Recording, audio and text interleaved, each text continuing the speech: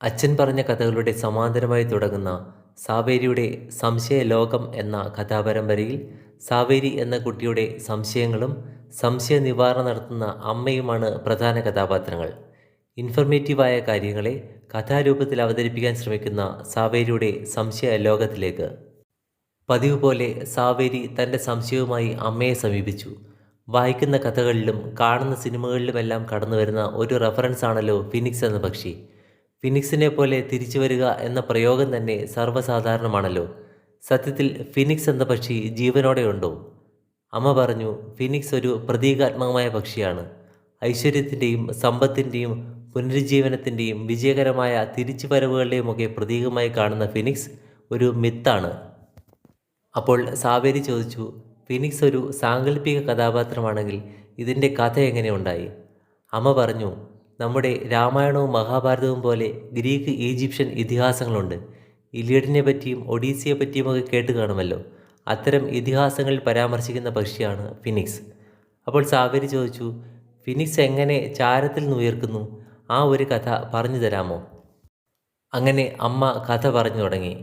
ഒരിടത്ത് കാണാൻ ഭംഗിയുള്ള ചുവന്ന നിറത്തിലുള്ള ഒരു പക്ഷി ഉണ്ടായിരുന്നു. തലയിൽ നിറയെ തൊപ്പി പോലെ മനോഹരമായ തൂവലുകളുള്ള ആ പക്ഷി വളരെ സന്തോഷത്തോടെ ഈണത്തിൽ പാട്ടുകൾ പാടിക്കൊണ്ട് പാറി നടക്കുമായിരുന്നു. സൂര്യദേവനെ ആരാധിക്കുന്ന പക്ഷിക്ക് സൂര്യദേവൻ ഒരിക്കൽ ഒരു വരം നൽകി. മരണമില്ലാതെ കാലങ്ങളോളം ഇങ്ങനെ സന്തോഷത്തോടെ പാട്ടുപാടി നടക്കാൻ നിനക്ക് കഴിയട്ടെ എന്നായിരുന്നു ആ വരം. അങ്ങനെ കാലങ്ങൾ കഴിഞ്ഞു. മരണം പക്ഷിയെ ബാധിച്ചില്ലെങ്കിലും പ്രായത്തിൻ്റെതായ ബുദ്ധിമുട്ടുകൾ പക്ഷിക്ക് അനുഭവപ്പെട്ടു തുടങ്ങി. തൂവലുകൾ കൊഴിയുക, ശരീരത്തിന് ബലക്കുറവുണ്ടാവുക എന്നിങ്ങനെ ശാരീരിക ബുദ്ധിമുട്ടുകൾ പക്ഷിയെ അലട്ടിത്തുടങ്ങി.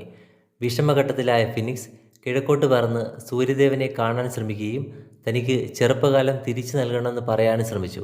എന്നാൽ സൂര്യദേവൻ്റെ ശ്രദ്ധയാകർഷിക്കാൻ ഫിനിക്സിന് കഴിഞ്ഞില്ല. അങ്ങനെ 500 വർഷത്തോളം തൻ്റെ പാട്ടിലൂടെ താൻ അനുഭവിക്കുന്ന വിഷമസ്ഥിതി പറയാൻ ഫിനിക്സ് ശ്രമിച്ചു. ഒടുവിൽ നിരാശ മൂലം ഫിനിക്സ് തിരികെ പറന്ന് തൻ്റെ പഴയ വാസസ്ഥലത്തെത്തുകയും കറുവപ്പട്ട കൊണ്ട് ഒരു കൂട് നിർമ്മിച്ച് സുഗന്ധദ്രവ്യങ്ങളും കുന്തിരിക്കവുമൊക്കെ ചേർത്ത് ഒരു മുട്ട പോലെ ഉണ്ടാക്കുകയും അങ്ങനെ സുഗന്ധദ്രവ്യങ്ങൾ ചേർത്ത് നിർമ്മിച്ച കൂട്ടിൽ സ്വന്തം ചിതയൊരുക്കി അവസാനമായി സൂര്യദേവനെ പ്രാർത്ഥിക്കുകയും ചെയ്തു. ഇത്തവണ പ്രാർത്ഥന കേട്ട സൂര്യദേവൻ തൻ്റെ തീക്ഷ്ണമായ സൂര്യരശ്മിയാൽ കൂടിടുന്ന മരവും മുട്ടയും ഒഴികെ മറ്റെല്ലാം കത്തിച്ചു കളഞ്ഞു. ഫിനിക്സ് ഒരുപിടി ചാരമായി മാറി.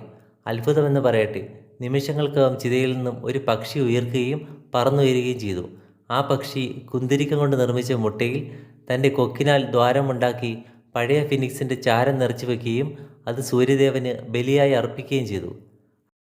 അങ്ങനെ സൂര്യദേവൻ നന്ദി പറഞ്ഞ് സൂര്യദേവനെ സ്തുതിക്കുന്ന പാട്ടുകൾ പാടി കാലങ്ങളോളം തുടരുകയും ചെയ്യുന്നു.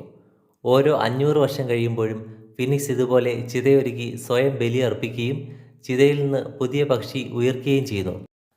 അങ്ങനെ ഫിനിക്സ് അമരത്വത്തിൻ്റെയും പുനരുജ്ജീവനത്തിൻ്റെയും പ്രതീക്ഷയുടെയും ഐശ്വര്യത്തിൻ്റെയും ഒക്കെ പ്രതീകമായി ഇന്നും നിലകൊള്ളുന്നു.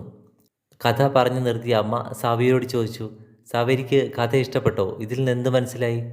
സാവേരി പറഞ്ഞു, ഒരു ചെറിയ തോൽവിയോ വീഴ്ചയോ വന്നാൽ നിരാശപ്പെടരുതെന്നും വീഴ്ചകളിൽ നിന്നും പാഠം ഉൾക്കൊണ്ട് ഫിനിക്സിനെ പോലെ പറന്നുയരണമെന്നും ഇതിൽ നിന്ന് മനസ്സിലായി. ഇതാണ് സാവേരിയുടെ സംശയലോകം പറഞ്ഞ ഫിനിക്സിൻ്റെ കഥ. ക്ഷമയോടെ കേട്ടിരുന്നതിന് നന്ദി. സാവേരിയുടെ സംശയലോകത്തിൻ്റെ അടുത്ത ഭാഗത്തിൽ കാണാം. Thank you.